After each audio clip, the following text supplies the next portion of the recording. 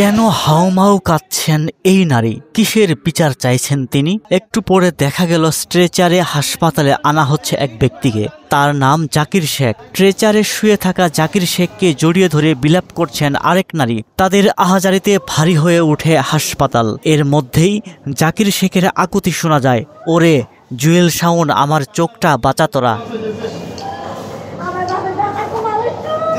কেন চোখ বাঁচানোর কথা বলছেন জাকির? কি হয়েছে তার? জেনে আসা যাক সেই কথা।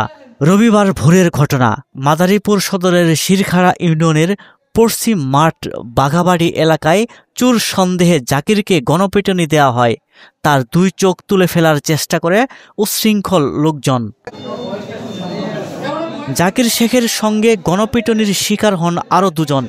তারা হলেন আলতা মাতব্বরের ছেলে ইসরাফিল মাতব্বর ও শ্রীনদী রায়েরকান্দি গ্রামের সিরাজ শিকদারের ছেলে বাবুল শিকদার।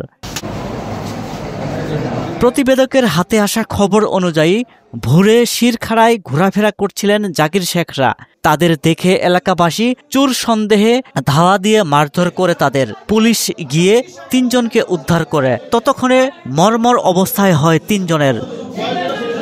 গুরুতর আহত জাকির শেখকে উদ্ধার করে মাদারীপুর 250 শয্যা জেলা হাসপাতালে নেওয়া হয়। পরে তাকে ঢাকা মেডিকেল কলেজ হাসপাতালে পাঠানো হয়েছে। ওয়ালটন এখন দেশের সীমানা পেরিয়ে পৌঁছে গিয়েছে 50টিরও বেশি দেশে। ওয়ালটন, ঘরে ঘরে বিশ্বজুড়ে।